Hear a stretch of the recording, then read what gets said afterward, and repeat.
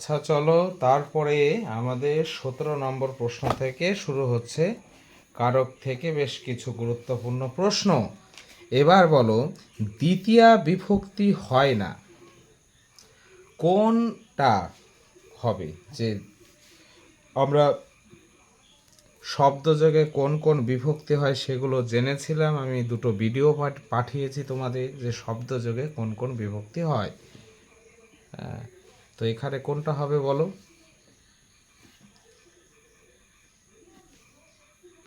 হ্যাঁ, কে কে কি যেন একটা উত্তর বললে, তো কোনটা হচ্ছে আমাদের অ্যান্সার? হ্যাঁ হ্যাঁ, ডি ডি ডি। দেখো এখানে কি সর্বত, উভয়ত, এই যে তস প্রত্যয়ন্ত শব্দ, হ্যাঁ, তারপরে অভিত পরিত সময়া নিকষা হা প্রতিযোগে অপি পৃথক বিনা নানাভিস তৃতীয়ান্ন তরস্যাম অন্তরান্তরেণ যুক্তে, এই সব সূত্রের মধ্যেই তোমার রয়েছে যে দ্বিতীয়া বিভক্তি কোন কোন শব্দযোগে হয়। সর্বত, উভয়ত, প্রতি, অনুধিক, নিকষা এইসব শব্দযোগে দ্বিতীয়া হয়। অন্তরা, অন্তরেণ, অভিত, পরিত, যাবৎ শব্দযোগে এটাও দ্বিতীয়া বিভক্তি হয়। বিনা, রীতে, পৃথক, অভিত, হা এটাও হয়। অন্তরা, উভয়তা এইসব শব্দযোগে দ্বিতীয়া বিভক্তি হয়। যাবৎ শব্দযোগে দ্বিতীয়া হয়।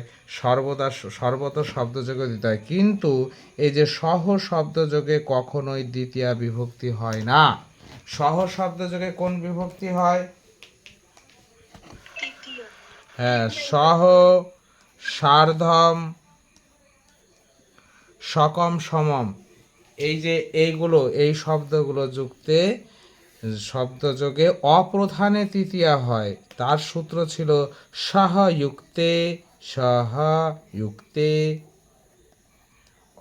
অপ্রধানে, অপ্রধানে, অর্থাৎ সহার্থক শব্দ, সহার্থক শব্দযোগে, সহার্থক শব্দ চারটি, সহ, সার্ধম, সকম, সমম, এই চারটি শব্দের যোগে যেটা অপ্রধান, অপ্রধান, তাতে তৃতীয়া বিভক্তি হবে।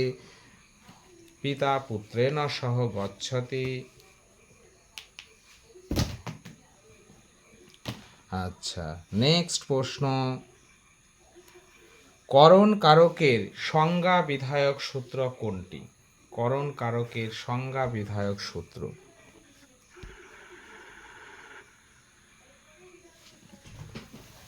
কোনটা হবে?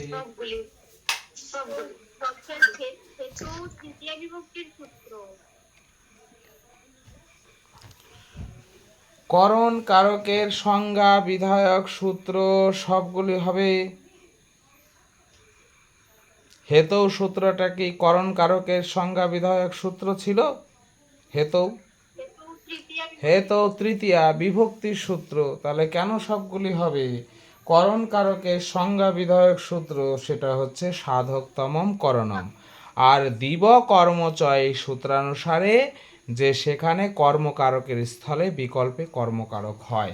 কিন্তু করণ কারকের সংজ্ঞা বিধায়ক বললে এটাই আমরা বলবো যে সাধকতমম করণম, ক্রিয়া সম্পাদনের যেটা প্রকৃষ্টতম উপায় সেটাই হচ্ছে করণ কারক।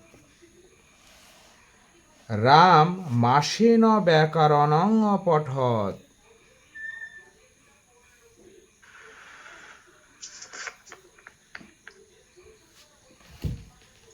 কি হচ্ছে এটা বলো? অপবর্গীয় তৃতীয়া।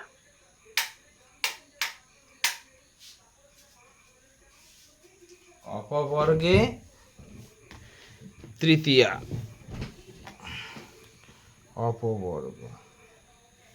অপবর্গ কথার অর্থ কি? ফল প্রাপ্তি, অর্থাৎ ব্যাপ্তি অর্থ বোঝাবে এবং সেখানে যদি ফল প্রাপ্তি হয় তখন সেটাতে তৃতীয়া বিভক্তি হবে, তাই না? এখানে আমাদের দুটো কাহিনী ছিল। একটা হচ্ছে রাম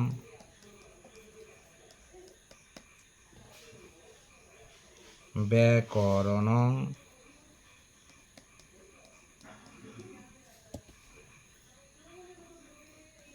পঠতি, রাম ব্যাকরণং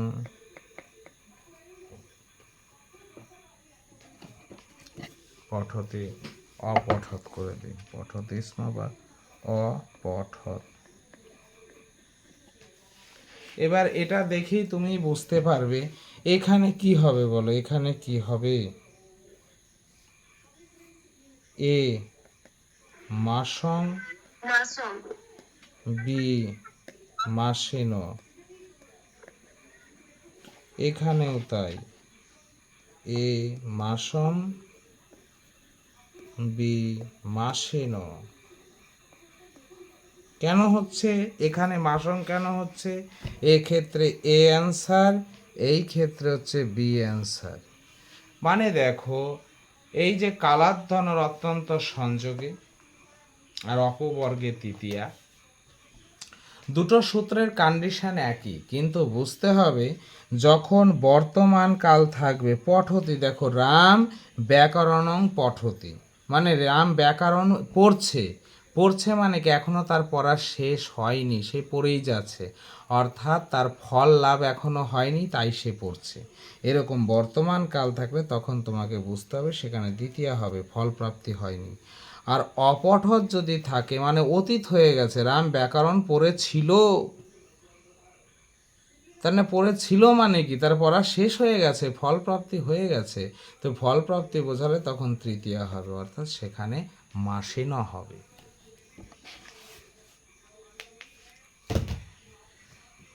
নেক্সট চলো,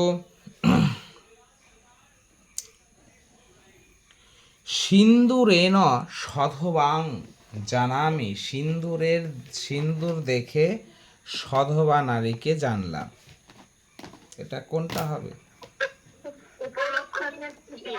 এই উপলক্ষণে তৃতীয়া, এটার অপর একটা নাম আছে, সেটা কি? ক্রিয়া বিশেষ, কি বিশেষণে তৃতীয়া, আর একটা আছে, আর একটা আছে, আর একটা কি আছে?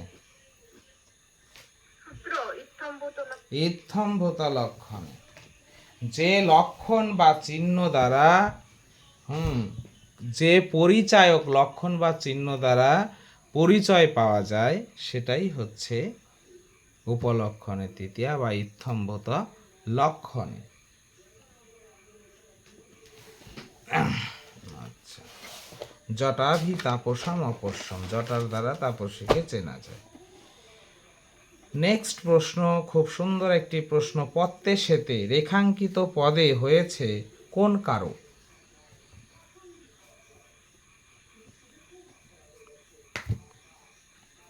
কোন কারক হয়েছে? পত্তে সেতে বলছে পতির জন্য শয়ন,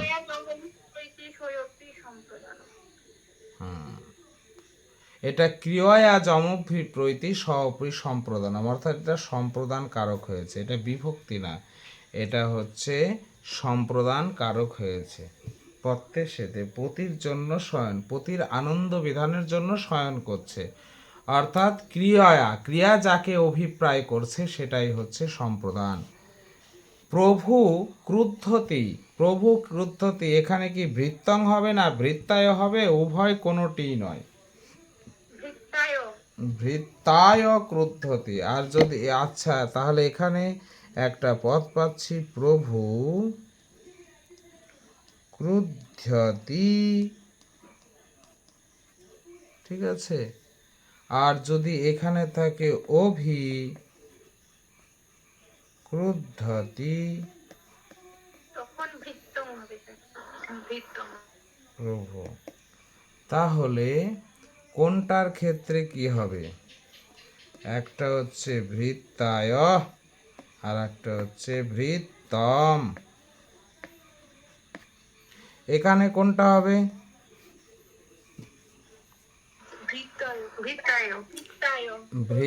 ভৃত্তায়, বলছে প্রভু মালিক চাকরের উপরে ক্রুদ্ধ হচ্ছে, হ্যাঁ, তো এইরকম ক্রুদ্ধ ধাতু আছে, কিন্তু ক্রুদ্ধ ধাতুর সাথে যদি অভি এই যে ক্রুধ ধাতুর সাথে যদি উপসর্গ যুক্ত হয়, ক্রুধ দ্রোহর উপসৃষ্টয় কর্ম, ক্রুধ এবং দ্রোহ ধাতুর সাথে যখন উপসর্গ অ্যাড হয়ে যাবে, যোগ হয়ে যাবে, তখন সেটা কিন্তু আর তোমার চতুর্থী হচ্ছে না বা সম্প্রদান হচ্ছে না, তখন সেটা দ্বিতীয় হয়ে যাবে, অর্থাৎ এখানে হবে বি। এইগুলোই পরীক্ষায় আসে গো ঘুরিয়ে ফিরিয়ে। সেটা অশুদ্ধ সংশোধন হতে পারে, বিকল্প রূপ দেয়। অনেক সময় তোমাকে এইটা ঠিক রাখতে হবে, তো এইটা ঠিক রাখলে অভিক্রুদ্ধতি থাকলো, তোমাকে এই রকম দিল যে হচ্ছে প্রভু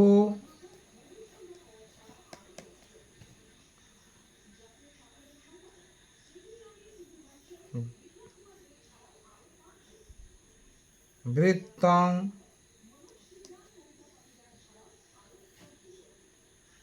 ক্রুদ্ধতি ক্রুদ্ধতি। এটা চেঞ্জ করলে কি হবে, তোমার এই বাক্যটা ঠিক করতে হবে, কিন্তু এটা চেঞ্জ করতে হবে। তাহলে কি করবে, এখানে এখানে করতে হবে অভিক্রুদ্ধতি। হ্যাঁ, বাস। অনেক সময় এখানেও চেঞ্জ করতে হতে পারে, এখানেও চেঞ্জ করতে হতে পারে। আচ্ছা, যাই হোক, তোমরা বেশ ভালোই পাচ্ছ। এই ধরনের প্রশ্নগুলোই থাকবে ঘুরিয়ে ফিরিয়ে। বালিকা পুষ্পেভ্য স্পৃহায়াতি, এইটা কোন সূত্রানুসারে হয়েছে?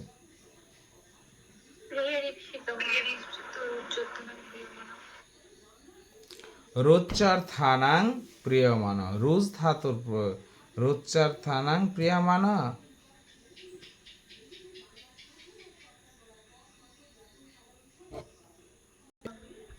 কি হবে এটা? দেখো, বালিকা পুষ্পেভ্য স্পৃহয়তে, এখানে রোজ ধাতুই তো নেই, তাহলে এটা হচ্ছে কোনোটি নয় তো হওয়া উচিত। হ্যাঁ, এখানে আমরা স্পৃহের ঈপ্সিত, স্পৃহে রিপ্সিত, এই সূত্রে কি পড়েছিলাম যে স্পৃহ, স্পৃহ ধাতুর প্রয়োগে, স্পৃহ ধাতু যদি থাকে আর তার ঈপ্সিত বিষয়, ঈপ্সিত বিষয়, ঈপ্সিত, ঈপ্সিত মানে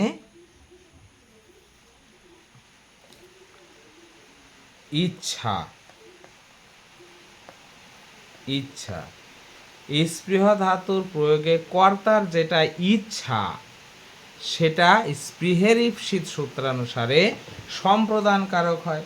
বালিকা ফুলগুলি, হ্যাঁ, ফুলগুলি চাইছে, ফুলগুলি চাইছে এখানে, তাহলে বালিকা কর্তা এর ইচ্ছা কি ফুলগুলি চাওয়া, তাই এটা হচ্ছে, এবং স্পৃহ ধাতু আছে, স্পৃহ ধাতু আছে, তাই এটা হবে কি স্পৃহের ঈপ্সিত সূত্রানুসারে পুষ্পেভ্য পদে সম্প্রদান কারক হয়েছে। আর যদি বলতো স্পৃহ, আর যদি এরকম থাকতো পুষ্পানি স্পৃহায়তি, তাহলে কি হতো? বালিকা পুষ্পানি স্পৃহায়তি, এক্ষেত্রে দ্বিতীয়া হয়েছে। কেন দ্বিতীয়া হয়েছে? বলছে স্পৃহ ধাতুর প্রয়োগ থাকলেও যদি এখানে কর্ম হয়, তাহলে বুঝতে হবে এই বাক্যের অর্থ বালিকা প্রবলভাবে পুষ্প চাইছে, মানে সে পুষ্পটা চাইছেই, এটা হচ্ছে প্রবলভাবে চাওয়া, এই বোঝালে কর্ম হবে কর্তৃপ্সিততম কর্মসূত্রানুসারে, আর সাধারণভাবে চাইলে সেখানেই হবে। অর্থাৎ আমরা বলতে পারি স্পৃহ ধাতুর প্রয়োগে যদি সাধারণভাবে চায়, সাধারণ ইচ্ছা বোঝায়, সাধারণ ইচ্ছা, তাহলে সেটা হচ্ছে সম্প্রদান। আর যদি স্পৃহ ধাতুর প্রয়োগে প্রবল ইচ্ছা বোঝায়, তাহলে সেটা হবে কর্ম। সম্প্রদান হবে স্পৃহের ঈপ্সিত সূত্রানুসারে, আর কর্ম হবে কর্তুর ঈপ্সিততম কর্মসূত্রানুসারে। নেক্সট প্রশ্ন, ধারী ধাতু যোগে সম্প্রদান হয়, কে সম্প্রদান হয়? ধারের উত্তম অন্ন, উত্তম অন্ন, উত্তম অন্ন কথার অর্থ ঋণ দাতা, ঋণ, যে ঋণ দেয় সে হচ্ছে উত্তম বর্ণ, আর যে ঋণ গ্রহণ করে সে অধর্মণ্য। স্পৃহ ধাতু যোগে ঈপ্সিততম বস্তুটি হবে, কি হবে? ঈপ্সিততম বলেছে, তম, হ্যাঁ, স্পৃহ ধাতু যোগে ঈপ্সিততম বস্তুটি হবে কর্ম। আর যদি বলতো স্পৃহ ধাতু যোগে ঈপ্সিত বস্তুটি হবে, তাহলে কি হতো? তাহলে হতো সম্প্রদান। গুড, বাস। তো আমাদের এই 25টি প্রশ্ন, আরও আমাদের কারকের অনেক প্রশ্ন রয়েছে এইভাবে। আর তোমাদের কারকের আর যত বাকি ভিডিও আছে সব দিয়ে দেব। এর মধ্যে তোমাদের খুবই গুরুত্বপূর্ণ ভিডিও হচ্ছে কর্ম প্রবচনীয় নিয়ে 2টো ভিডিও করা আছে। কর্ম প্রবচনীয়টা খুব জটিল বিষয়, তার জন্য ওটা আমি এক্সট্রা 2টো ভিডিও করে দিয়েছি। সেই ভিডিওটা একবার দেখে নিলে কর্ম প্রবচনীয় সম্পর্কে তোমাদের কোনো সমস্যা থাকবে না, কিন্তু বই পড়ে সাধারণত বুঝতে পারবে না ওইটা। তো কারকের যত ভিডিও রয়েছে সব ভিডিও দিয়ে দিব, তোমরা সেগুলো দেখে নেবে।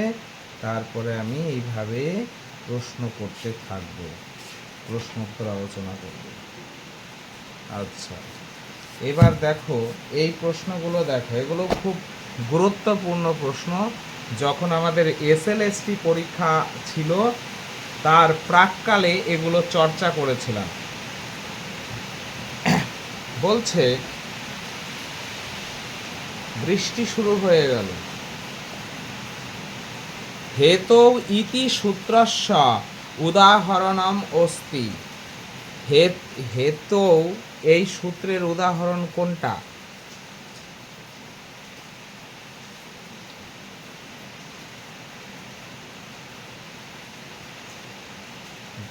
বলো।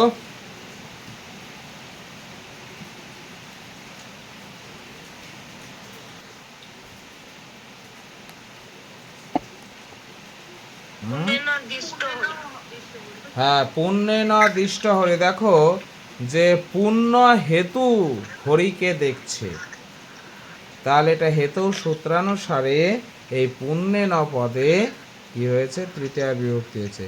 জটাভি তাপস্যম, এই জটাভি এটা কোন কারক, কোন সূত্রানুসারে হবে?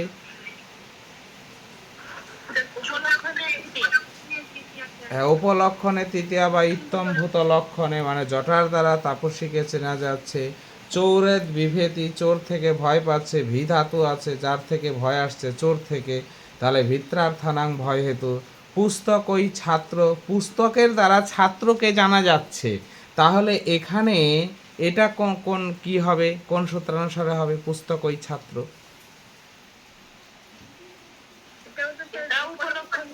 একদম, এটাও উপলক্ষণে তৃতীয়া। এইবার তোমাদের যে বিষয়টি এখানে বলা হচ্ছে খুবই গুরুত্বপূর্ণ, হেতু আর করণের মধ্যে পার্থক্য কি? বলছে দ্রব্য, গুণ ও ক্রিয়া এই 3 বিষয়ে হেতু হয়। একটা উদাহরণ দিলে আরও বোঝা যায়। বলছে রাম কুঠারের দ্বারা গাছ কাটছে, রাম কুঠারেণ বৃক্ষং ছিনত্তি। এখানে দেখো কর্তাকে রাম, করণকে, করণ হচ্ছে কুঠার, কুঠারেণ। তাহলে এখানে দেখো এই যে রাম যে গাছ কাটছে, এখানে কিন্তু এই কুঠারটা মানে করণটা কর্তার অধীন। কুঠার একা একাই গাছ কাটতে পারে না, রাম কাটছে বলেই কুঠার কাটছে। অর্থাৎ রাম যদি কুঠার চালায় তাহলে কুঠার চলবে, রাম যদি কুঠার না চালায় তাহলে কুঠার চলবে না। অর্থাৎ এখানে গল্পটা কি পেলাম? এই করণটা অর্থাৎ কুঠারটা কার অধীন? রামের অধীন, অর্থাৎ করণ হচ্ছে কর্তার অধীন। যখন করণ কর্তার অধীন থাকবে তখন সেটাকে আমরা বলবো হচ্ছে করণ। সাধকতমম করণম, তখন সেই সূত্রানুসারে সেটা করণ হচ্ছে, আর করণ কারক হচ্ছে। আর হেতু কোথায় হচ্ছে? হেতু ঠিক উল্টো। তার একটা উদাহরণ, শোকে ন ক্রন্দতি মাতা। বলছে শোকে ন, শোকের দ্বারা, ক্রন্দতি মাতা, শোকে মাতা কাঁদছে। এখানে হেতু আছে, কেন হেতু আছে? মাতা কর্তা, শোক হেতু কাঁদছে, শোক হচ্ছে হেতু, আর ক্রন্দতি মানে ক্রিয়া। এই বাক্যে দেখো এই যে মাতা যে কাঁদছে, মাতা কিন্তু শোকটাকে পরিচালনা করছে না। মাতা যে কাঁদছে, মাতা তো কর্তা, এখানে শোকটাই মাতাকে কান্না করতে বাধ্য করছে। অর্থাৎ এখানে শোক কিন্তু কর্তাকে পরিচালনা করছে। এখানে যেমন কর্তা করণকে পরিচালনা করত, কিন্তু এখানে উল্টো হয়ে গেছে, এখানে হেতু কর্তাকে পরিচালনা করছে। তো এই রকম যখন কর্তা অন্যের দ্বারা পরিচালিত হচ্ছে তখন সেটা হেতু, আর যখন কর্তা অন্যকে পরিচালিত করছে তখন সেটা করণ।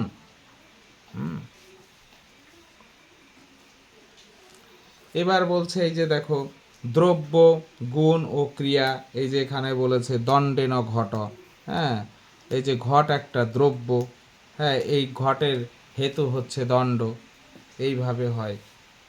তারপরে পুণ্যেন সুন্দর, এখানে সুন্দর হচ্ছে গুণ, আর অধ্যয়ন বসতে এটা ফলমটিহ হেতু। আচ্ছা, তারপরে চলো, আমাদের আরো অনেক প্রশ্ন রয়েছে।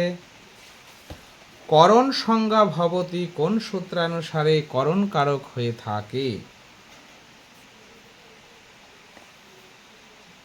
বলো। সাধকতমম করণম, তাহলে এটা হবে সাধকতমস্য, এটাই হবে করণ সংজ্ঞা ভবতি। সাধক কথার অর্থ হচ্ছে প্রধান উপায়, তমপ হচ্ছে একটা প্রত্যয়, এটা হচ্ছে কি বলছে যে সর্বাধিক প্রধান উপায়, যেটা একটা কাজের অনেকগুলো কারণ থাকতে পারে, তার মধ্যে যেটা প্রধান কারণ সেটাকেই বলা হচ্ছে করণ কারক।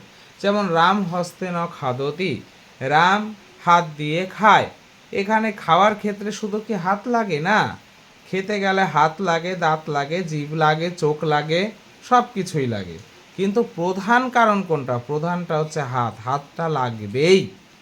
তার জন্য এই প্রধানটা বোঝানোর জন্য, প্রকৃষ্ট কারণ বোঝানোর জন্য তম প্রত্যয় ব্যবহার করা হয়েছে।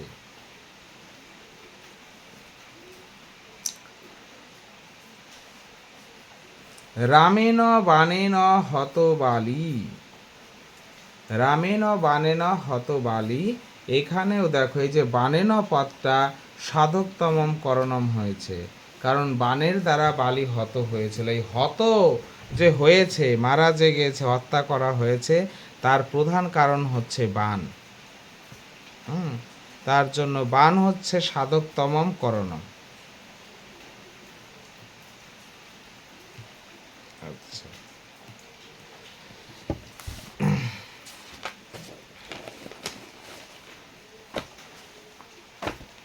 অপাদান সংজ্ঞায়া বিধানং ন করতি, অপাদান সংজ্ঞা বিধান হয় না কোন সূত্রের দ্বারা?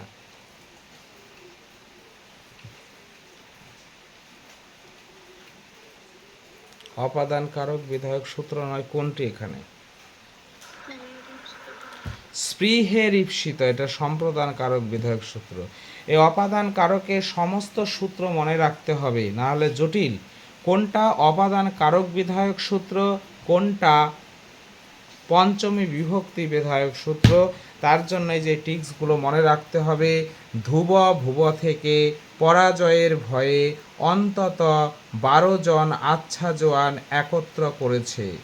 ধ্রুব কথার অর্থ ধ্রুবম পায় পাদানম, ভুব কথার অর্থ ভুব প্রভব, পরাজয় কথার অর্থ পরাজের সুর, ভয় কথার অর্থ ভিত্রার্থানাং ভয় হেতু, অন্তত কথার অর্থ হচ্ছে অন্তর্ধ জেনা দর্শনাম ইচ্ছতি, 12 জন কথার অর্থ বারণার্থা নামীপ্সিত, আচ্ছা মানে আখ্যাতা উপযোগে, জোয়ান কথার অর্থ জনি কর্ত প্রকৃতি, একত্র কথার অর্থ ত্রপার্থানাং যত স্ত্রপা। তা এই কথাটা মনে রাখলে তাহলে তুমি অপাদান কারক বিধায়ক সমস্ত সংজ্ঞা সূত্র মনে রাখতে পারবে। আচ্ছা, তো এই রকম আমাদের বহু প্রশ্ন রয়েছে, প্রচুর প্রশ্ন আছে, কারক থেকে প্রচুর প্রশ্ন আমাদের আলোচনা হবে। তার পাশাপাশি তোমাদের বিকল্প কারক, অশুদ্ধ সংশোধন, এবং অনুবাদ এগুলো কারকের ওপরে টাস্ক থাকবে। তাহলে কারকের বাকি যে ভিডিওগুলো আছে, অনেকগুলো ভিডিও এখন গ্রুপে আমি সেন্ড করব, সেগুলো তোমরা প্রত্যেক দিন একটা দুটো করে অন্তত ভিডিও দেখবে, অন্তত 1 ঘন্টা করে সময় দেবে ভিডিও দেখার পেছনে। আর ভিডিওগুলো দেখলে সেখানে বিস্তারিতভাবে খুঁটিয়ে খুঁটিয়ে বোঝানো হয়েছে, কোনো প্রশ্নই তোমাদের আশা করি থাকবে না। আজকের ক্লাসের এখানেই ইতি টানছি। সর্বে ভবন্তু সুখিনা, সর্বে সন্তু নিরাময়া, সর্বে ভদ্রাণি পশ্যন্তু, মা কশ্চিৎ দুঃখ ভাগ ভবে। জয় গুরু শম্ভু, গুরু কৃপা হি কেবলম।